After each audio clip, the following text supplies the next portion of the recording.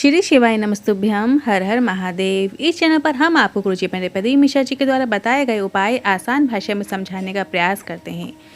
आज की श्रृंखला में हम 14 तारीख को है मकर संक्रांति या 15 तारीख को है मकर संक्रांति, इसके बारे में बताएंगे। साथ ही कब पुण्यकाल तिथि है, मतलब किस समय आपको स्नान दान करना है, क्योंकि मकर संक्रांति का पर्व है, इसमें स्नान की बहुत अधिक महत्वता होती है, साथ ही दान भी किया जाता है। तो आपको किस समय दान करना है, किस समय जब आप दान करेंगे जिसका पुण्य आपको अधिकता में प्राप्त होगा, वो भी आज की वीडियो में हम जानेंगे। साथ ही आज की इस वीडियो में हम आपको 5 संक्रांति में किए जाने वाले विशेष उपायों की भी जानकारी देंगे, जिसे आपको संक्रांति के दिन करके अधिक से अधिक लाभ प्राप्त कर सकते हैं और वनवांछित फल की प्राप्ति कर सकते हैं। गुरुजी पंडित प्रदीप मिश्रा जी के द्वारा बताए गए ये सभी उपाय हैं। चलिए वीडियो शुरू करते हैं। सबसे पहले जान लेते हैं कि मकर संक्रांति का पर्व किस दिन मनाया जाएगा। 14 जनवरी को मनाया जाएगा या 15 जनवरी को मनाना श्रेष्ठ रहेगा।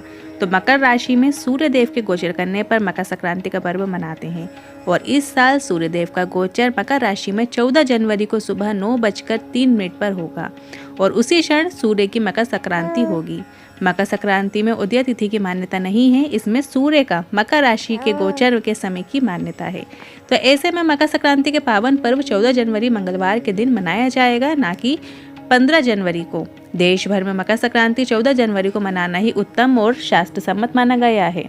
जैसे कि मकर संक्रांति का पर्व और इस दिन हमें स्नान करने का और दान करने का पुण्य फल प्राप्त होता है। तो किस समय हमें दान करना चाहिए और किस समय हमें स्नान करना चाहिए। तो मकर संक्रांति का जो पुण्य काल मुहूर्त सुबह 9:03 से शाम 5:46 तक रहेगा। वहीं मकर संक्रांति का महापुण्य काल समय सुबह 9:03 से सुबह 10:48 तक रहेगा। तो ये महापुण्य काल का समय है, जो कि सिर्फ 1 घंटा 45 मिनट का रहेगा और इसी में आपको स्नान और दान करना होगा। ये वो समय है जिसमें आप जो भी पुण्य का कार्य करेंगे उसका आपको अधिकता में पुण्य फल प्राप्त होगा। तो बढ़ते हैं अब पहले उपाय की ओर। गुरुजी पंडित प्रदीप मिश्रा जी के द्वारा बताया गया ये बहुत ही मकर संक्रांति का विशेष उपाय है। जिन लोगों को शुगर की परेशानी हो, शुगर की समस्या चल रही हो, इंसुलिन तक चल रही हो, शुगर ऊपर नीचे होती रहती है, तो मकर संक्रांति में मतलब 14 जनवरी के दिन आपको ये उपाय करना है। उपाय विशेष तरीके से करना है, ध्यान से सुनिए। आपको थोड़ी सी काली तिल ले लेना है और वो आपको शंकर भगवान के शिवलिंग पर अर्पित करना है। पर ध्यान दीजिए, यहाँ पर गुरुजी ने बताया है जो भी आप काली तिल लेंगे उसके अंदर कुछ भी कंकड़ ना हो, ना ही उसमें सफ़ेद तिल मिक्स हो, सिर्फ और सिर्फ काली तिल होनी चाहिए। आप उसे अच्छे से छान लीजिए, अच्छे से बीन लीजिए और काली तिल के दाने आपको साफ सुथरे ले लेना है। इसके बाद जब आप शिवलिंग पे वो काली तिल आप थोड़ी सी अर्पित करेंगे तो आपको हाटकेश्वर महादेव का नाम लेते हुए शंकर भगवान के शिवलिंग पर काली तिल अर्पित करना है। पर जब आप काली तिल अर्पित करें तो ध्यान दें, उस समय सबके जल चढ़ा देने के बाद आपको ये उपाय करना है। मतलब उस समय कोई भी मतलब जल ना चढ़ाए, ना ही कुछ करे, सिर्फ आपको अकेले शिवलिंग पे बैठ के ये उपाय करना है, क्योंकि वो काली तिल को हमें बाद में थोड़ी सी प्राप्त करना रहेगी। तो उस समय यदि कोई चढ़ा देगा जल तो फिर वो आप प्राप्त कैसे कर पाएंगे। इसलिए आप जब सब जल चढ़ा दे उसके बाद आप इस उपाय को करना है। तो ध्यान से सुनिए। सबसे पहले थोड़ी सी काली तिल आपको शंकर भगवान के शिवलिंग पे अर्पित कर देनी है, हाटकेश्वर महादेव का नाम लेते हुए। और इसके बाद वहीं शिवलिंग के सामने बैठकर या थोड़ा सा दूर भी बैठ सकते हैं, यदि व्यवस्था ना हो तो आपको 108 बार हाटकेश्वर महादेव का नाम जप करना है। आप रुद्राक्ष की मनके की माला से भी जप कर सकते हैं, या आप 108 बार अपने हाथ से ही काउंट करते हुए 108 बार हाटकेश्वर महादेव का नाम ले लेना है। और इसके बाद थोड़ी सी काली तिल के दाने आपको हाटकेश्वर महादेव का नाम लेते हुए ही औषधि रूप में प्राप्त कर लेना है। जो शिवलिंग पर आपने चढ़ाई है काली तिल, वो थोड़े से आपको प्राप्त कर लेना है। इसके बाद अगले दिन से 3 दिन तक सुबह खाली पेट आपको उस काली तिल के थोड़े थोड़े से दाने आपको खा लेना है। चबा चबा कर खा लीजिएगा। बस आपको सुबह खाली पेट में ही आपको खा लेना है और हाटकेश्वर महादेव का नाम लेते हुए आपको वो काले तिल के दाने खा लेना है। शुगर आपकी ऊपर नीचे नहीं होगी, लेवल में आ जाएगी। बहुत ही आसान उपाय है, सरल उपाय है।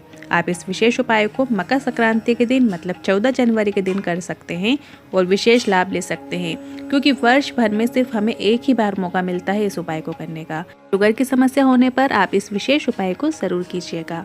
अब बढ़ते हैं अगले दूसरे उपाय की ओर। अगर आपको लगता है किसी ने आपका व्यापार बांध दिया है, 4 दिन अच्छा चलता है फिर डाउन हो जाता है, ऊपर नीचे होता रहता है, या कोई ऐसा व्यक्ति जिसकी तबीयत अच्छी नहीं होती है, ख़राब हो जाती है, या बार बार ख़राब होती रहती है, मतलब तबीयत अच्छी होती है और फिर ख़राब हो जाती है, ऐसा लगता है कि पता नहीं क्या हो गया है, तो सामने वाले व्यक्ति में किसी भी प्रकार की नेगेटिविटी भी देखने को मिलती है, या आपको लगता है किसी ने कुछ कर दिया है, मतलब आपको ये उपाय या आपका व्यापार नहीं चल रहा है, उस स्थिति में भी आप इस विशेष उपाय को कर सकते हैं। या फिर घर में जिस व्यक्ति की तबीयत खराब रहती है उस स्थिति में भी आप ये उपाय कर सकते हैं। दोनों स्थितियों में आप इस विशेष उपाय को कर सकते हैं, पर ये उपाय आपको मकर संक्रांति के दिन करना है। पर सूर्य जब मकर में उत्तरायण हो जाए उसके बाद आपको ये उपाय करना है। तो 14 जनवरी को मकर संक्रांति का जो पुण्यकाल मुहूर्त सुबह 9:03 से शाम 5:46 तक रहेगा। मतलब जो सूर्य गोचर का मकर राशि में प्रवेश होगा वो 9:03 पर होगा, और ये पुण्यकाल जो समय है 5:46 तक शाम तक चलेगा। तो इसके बाद आपको इस उपाय को करना है। 5:46 के बाद शाम के समय आपको इस उपाय को करना है। अब देख लेते हैं उपाय में आपको कैसे करना है, क्या करना है। थोड़ी सी काली तिल लेना है और बबूल का एक कांटा लेना है और किसी भी वृक्ष की 5 पत्तियां लेना है। अब किसी भी वृक्ष की 5 पत्तियां आप ले सकते हैं, जैसे बेलपत्र की 1 पत्ती ले लीजिए, पीपल वृक्ष की 1 पत्ती ले लीजिए, वट वृक्ष की 1 पत्ती ले लीजिए, या फिर एक शमी वृक्ष की 1 पत्ती ले लीजिए।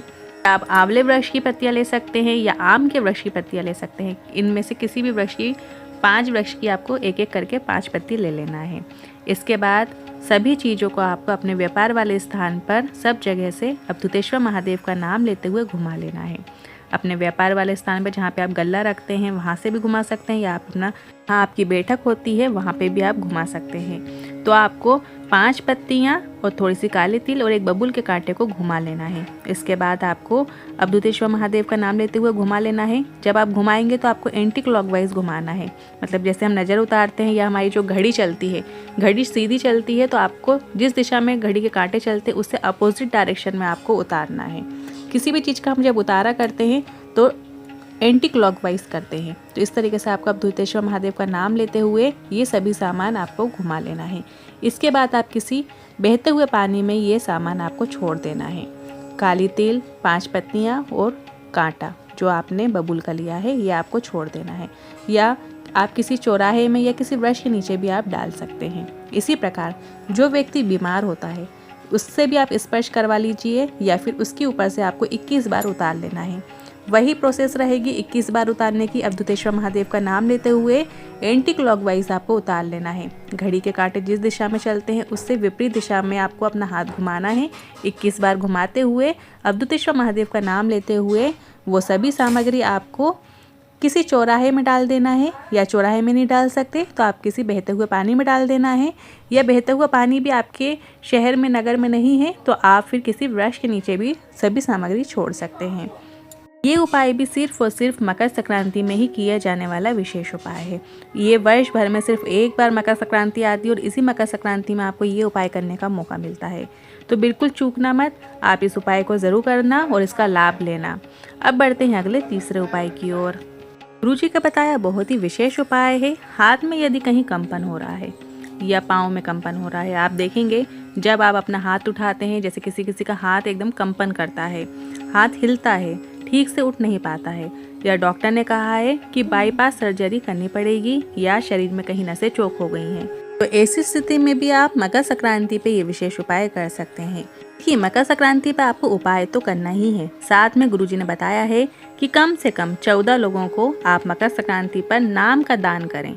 नाम का दान जैसे कि आप राम नाम का दान कर सकते हैं।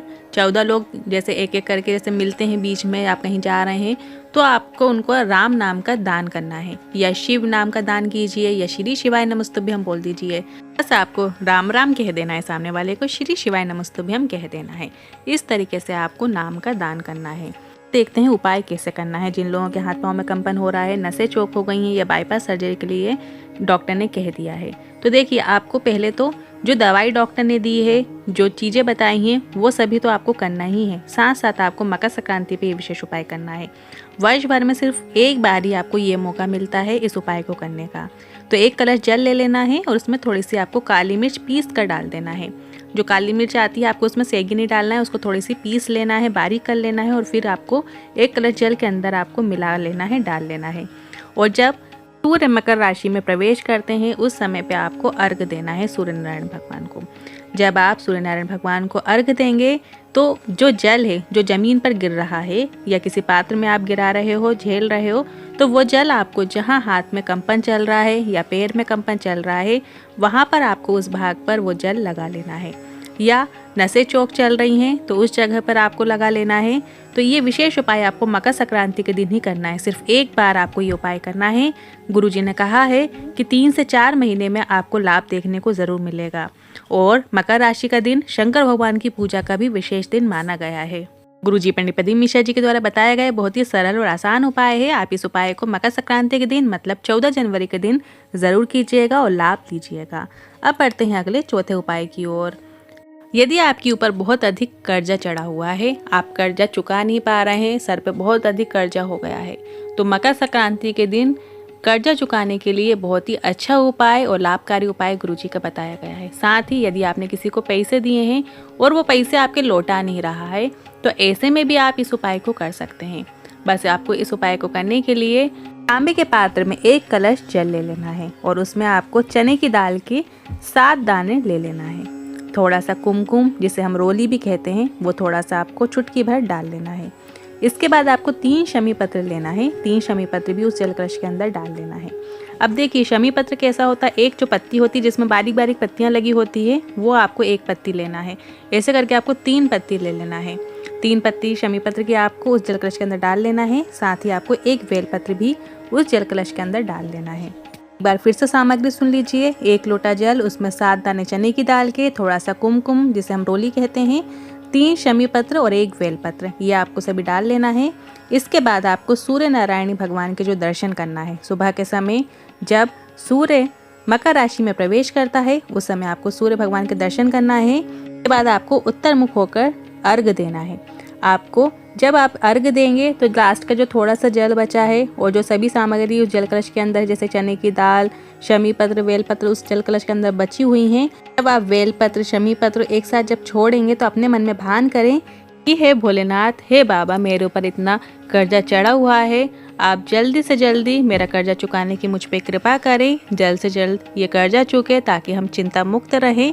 या फिर आपने किसी को पैसे दिए हैं और वो पैसे नहीं लौटा रहा है तो आप उस व्यक्ति के बारे में भी चिंतन कर सकते हैं और अपने पैसे के बारे में जो आपने दिए हैं वो वापस लाने का आग्रह कर सकते हैं। इस तरीके से आपको निवेदन करना है और जो बची हुई बेल पत्र है, शमी पत्र है, चने की दाल है जो कलश के अंदर, वो आपको पूरा छोड़ देना है। इसके बाद जो जल नीचे की ओर गिरा हुआ है उस जल का थोड़ा सा छिंटन अपने ऊपर ले लें। ज़्यादा से ज़्यादा 5 से 6 महीने लगेंगे, बाबा आपका कर्जा चुका देंगे। या आपने किसी को पैसे दिए हैं तो वो भी आपको वापस मिल जाएंगे। हमें किसी से लेकर पैसे नहीं देना है, भगवान से, बाबा से निवेदन करना है कि हम खुद से अपने पैसे कमा कर अपने व्यापार की वृद्धि करके हम वो कर्जा चुका सकें, उनके पैसे लौटा सकें, हमारा कर्ज से मुक्ति हो जाए। इस तरीके से आपको निवेदन करना है तो बाबा खुद आपका जो व्यापार है या आप जो नौकरी करते हैं उसमें थोड़ी सी तरक्की आपको देखने को मिलेगी, आपकी उन्नति होगी और आप जो कर्जा आपके ऊपर है वो आप अच्छे से चुका सकेंगे। पर आपको किसी से उधार लेकर अपना कर्जा नहीं चुकाना है। बढ़ते हैं अगले 5वें उपाय की ओर। गुरुजी का बताया मकर संक्रांति का एक और विशेष उपाय है जिसे आप इस मकर संक्रांति पे कर सकते हैं। यदि घर में प्रॉपर्टी को लेकर झगड़ा हो रहा है, भाई भाई में लड़ाई हो रही है या परिवार टूट रहा है, आपस में परिवार के सदस्यों की बन नहीं रही है, गृह क्लेश हो रहा है, सास बहू में ना बनती हो, जरा जरा में लड़ाई हो जाती हो, परिवार में अनबन का माहौल बना रहता है, मकर संक्रांति में आपको ये विशेष उपाय करना है। ये उपाय घर का कोई भी व्यक्ति, कोई भी सदस्य उपाय कर सकता है। घर में शांति के लिए ये उपाय किया जाता है। बस आपको 1 कलश में जल भर लेना है और इस कलश में आपको थोड़ी सी काली तिल डाल लेना है, थोड़ी सी काली तिल आपको डाल लेना है और थोड़ी सी पिसी हल्दी आपको डाल देना है। इसके बाद शिव मंदिर में आपको ये जल कलश लेकर जाना है। ध्यान दीजिए, जब सूर्य नारायण मकर राशि में प्रवेश करते हैं उस समय पे आपको ये उपाय करना है, तो आप ये उपाय 9 बजे के बाद कीजिएगा। 1 कलश में जल भर लिया, उसमें थोड़ी सी काली तिल डाल लेना है, थोड़ी सी पिसी हल्दी डाल लेना है और आपको ये जल शिवालय लेकर जाना है और शिवलिंग पर आपको ये जल अर्पित कर देना है। इसके बाद आपको श्री शिवाय नमस्तुभ्यं बोलते हुए जल अर्पित करना है और उस व्यक्ति का नाम लेना है जिसकी वजह से परिवार में लड़ाइयाँ होती हो, माहौल खराब चलता हो, अनबन चलती हो, परिवार में जो एक सदस्य जिसका गुस्सा तेज होता हो, ये लड़ाई का कारण वही बनता है, तो उसका नाम भी आपको स्मरण में लेना है। और श्री शिवाय नमस्तुभ्यम बोलते हुए वो जल शिवलिंग पे आपको अर्पित कर देना है। और इसके बाद आपको 1 कलश साफ जल भी अर्पित कर देना है। साफ जल से अभिप्राय मतलब अपने घर का जो मटके परिंदे का जो जल होता है वही जल आपको अर्पित करना है। और इसके बाद थोड़ा सा जल बाबा से निवेदन करके लाइएगा कि घर में हमारे सुख शांति का माहौल बना रहे, घर में परिवार के सदस्यों का जो दिमाग है, माइंड है, वो थोड़ा सा कूल रहे, निर्मल रहे। इसके बाद जो जल आप झेल कर लाए हैं उसे अपने जो घर का मटका है, परिंदा है, जिससे सभी लोग घर में पानी पीते हैं, उसके अंदर आपको थोड़ा सा जल डाल देना है। और थोड़ा सा जल पूरे घर में आपको सिंचन कर देना है। बस शांतिपूर्ण वातावरण आपके घर में रहेगा। आपके घर में परिवार के सदस्यों में आपस में प्रेम का भाव बनेगा, आपस में प्रेम के संबंध रहेंगे, परिवार के सदस्यों की आपस में बनने लगेगी, प्रेम का वातावरण रहेगा। अब संक्रांति का पर्व आपको कैसे मनाना है ये जान लेते हैं। संक्रांति के पर्व में देखिए स्नान दान का तो महत्व है ही, साथ में आपको एक विशेष उपाय करना है। सुबह के समय आपने स्नान तो कर लिया, आप किसी नदी में स्नान कर सकते हैं। यदि आपके शहर में, आपके क्षेत्र में नदी है तो आप वहाँ पर भी जाके स्नान कर सकते हैं। नहीं तो आप अपने घर के पानी में जहाँ आप नहाएंगे उस बाल्टी में आपको कुछ बूंदे गंगा जल की डाल लेना है या थोड़े से काले तिल के दाने आपको डाल लेना है। और इसके बाद आपको स्नान कर लेना है। स्नान के बाद आपको दान करने शिवालय जाना है या आप किसी ब्राह्मण को भी दान कर सकते हैं। अब दान के लिए आपको क्या क्या वस्तुएं निकालनी है वो देख लीजिए। मकर संक्रांति के दिन खिचड़ी के दान का विशेष महत्व होता है। तो इस दिन आप थोड़ी सी मूंग की दाल निकाल लीजिए, थोड़े चावल निकाल लीजिए। आपको ये दोनों चीज़ मिला लेना है और उसका आपको सेगा सीधा सामान आपको दान करना है। इसके अलावा आप थोड़ा आटा ले सकते हैं, नमक ले सकते हैं, तेल ले सकते हैं, घी ले सकते हैं, कुछ सब्जियां ले सकते हैं, आलू ले सकते हैं, टमाटर ले सकते हैं। इस टाइप की कुछ सब्जियां जो आप दान करना चाहते हैं वो इसमें आप इंक्लूड कर सकते हैं। साथ ही कुछ फल भी आप ले सकते हैं। और इस दिन गुड़ और तिल्ली के दान का भी विशेष महत्व है। तो आपको एक गुप्त लक्ष्मी वाला उपाय भी करना है, जिससे आप यदि ये उपाय कर लेते हैं तो आपके घर में कभी भी कोई बड़ी बीमारी प्रवेश नहीं करती है। कैंसर जैसे महारोग भी आपके घर में प्रवेश नहीं कर सकते। तो इस दिन आपको गुड़ और तिल्ली का जो आप लड्डू बनाते हैं तो उसमें आपको 1 सिक्का डाल लेना है। अब जो गुड़ और तिल्ली का लड्डू जब आप बांधेंगे, जब आप बनाएंगे तो सबसे पहले आपको गुड़ और तिल्ली को अपने हथेली में रख लेना है और फिर उसके अंदर 1 सिक्का दबा के फिर वो लड्डू बांध लेना है। तो आप 1 या 1 से अधिक लड्डू भी बांध सकते हैं। और उस गुड़ और तिल्ली का जो लड्डू बनाएंगे आप उसके अंदर आप 1 का सिक्का भी रख सकते हैं, 2 का भी रख सकते हैं या 5 का, 10 का, जैसी आपकी इच्छा हो वैसा आप गुप्त दान रूप में रख सकते हैं। और इसी तरीके से जब आप खिचड़ी का दान करते हैं तो उसमें भी कुछ सिक्के या कुछ रुपए आप अंदर छुपा सकते हैं, दान कर सकते हैं। इस तरीके का दान का बहुत महत्व होता है। वो दान का जो पुण्य फल होता है वो हमें अधिकतम में प्राप्त होता है। तो आपने दान के लिए जो वस्तुएं निकाली है, जैसे जो खिचड़ी निकाली है उसके अंदर भी आप कुछ सिक्के रख सकते हैं या कुछ पैसे जो आप देना चाहें दान के लिए दक्षिणा रूप में वो रख सकते हैं। इसके साथ में ही आपको ये लड्डू भी रख देना है। या आप ये सामान नहीं निकाल पा रहे हैं किसी कारणवश तो आप लड्डू अकेला भी दान कर सकते हैं। और यदि सामर्थ्य है तो आप एक नारियल और उसके ऊपर भी कुछ पैसे रख के दक्षिणा रूप में ब्राह्मण को दान दीजिए। और ये सभी सामग्री आप उनको दे दीजिए। जो सीधा सामान निकाला है ये सामान आप उनको दे सकते हैं। इसके अलावा आपको 14 लोगों को नाम का दान तो करना ही है। आप कुछ नहीं कर सकते हैं, आपकी कोई सामर्थ्य नहीं है, किसी भी प्रकार का आप दान नहीं कर सकते हैं, तो आप अपने मुख से नाम का दान ज़रूर कीजिएगा। आप राम नाम का दान कीजिएगा। आप शिवालय जाइएगा, जो भी आपको दिख रहा है आप उनको राम राम कह सकते हैं, श्री शिवाय नमस्तुभ्यम कह सकते हैं, नमः शिवाय कह सकते हैं, या फिर आप सीताराम सीताराम भी कर सकते हैं। जिस नाम में आपकी रुचि हो आप वो नाम दान कर सकते हैं। आप शिव नाम दान दे सकते हैं। तो कम से कम प्रयास करें कि 14 लोगों को अपने जो इष्ट हैं उनके नाम का दान ज़रूर दीजिएगा। संक्रांति पे किया जाने वाला जो दान है उसका पुण्य हमें बहुत अधिकता में प्राप्त होता है। तो ज़्यादा से ज़्यादा भगवान का भजन कीजिए, दान कीजिए, पुण्य कीजिए, स्वस्थ रहिए। इस तरीके से आप संक्रांति का पर्व मना सकते हैं। इससे घर में भी धन संपदा बढ़ती है, आपके परिवार की उन्नति होती है, घर में सुख शांति का माहौल आपको देखने को मिलता है। इसके अलावा आप इस दिन सूर्य भगवान को अर्घ्य ज़रूर दीजिएगा। कम से कम आप 1 कलश जो तांबे का कलश है, अपने घर का जो जल है, मटका है, परिंदा है, उसमें से आप 1 कलश जल लीजिएगा और उसमें थोड़ी सी काली तिल, रोली, कुमकुम और थोड़े से अक्षत के दाने, चावल के दाने डालकर आप सूर्य नारायण भगवान को अर्घ्य ज़रूर दीजिएगा। क्योंकि इस दिन सूर्य नारायण भगवान ही मकर राशि में प्रवेश करते हैं। तो इस दिन आप सूर्य भगवान को अर्घ्य ज़रूर दीजिएगा स्नान करने के बाद। यहाँ तक हमारे साथ बने रहने के लिए आपका दिल से धन्यवाद। आपको वीडियो थोड़ा भी उपयोगी लगा हो तो वीडियो को लाइक करके कमेंट बॉक्स में हर हर महादेव ज़रूर टाइप कीजिएगा। इसके अलावा आप किस टॉपिक पर वीडियो आगे देखना चाहते हैं, वो टॉपिक भी या वो उपाय जिसके बारे में आप जानना चाहते हैं, वो भी आप कमेंट बॉक्स में हमसे पूछ सकते हैं। हम उस टॉपिक पर, उस उपाय पर वीडियो बनाने का प्रयास करेंगे। साथ ही हमने एक व्हाट्सएप चैनल बनाया है जिसकी रोजाना की विशेष तिथियों की जानकारी आपको प्राप्त हो सकती है, तो जिसकी लिंक हमने कमेंट बॉक्स में पिन कर दी है। आप उस लिंक पर टच करके हमारे व्हाट्सएप चैनल को ज्वाइन कर सकते हैं, जो कि एकदम फ्री है। हर हर महादेव, श्री शिवाय नमस्तुभ्यम।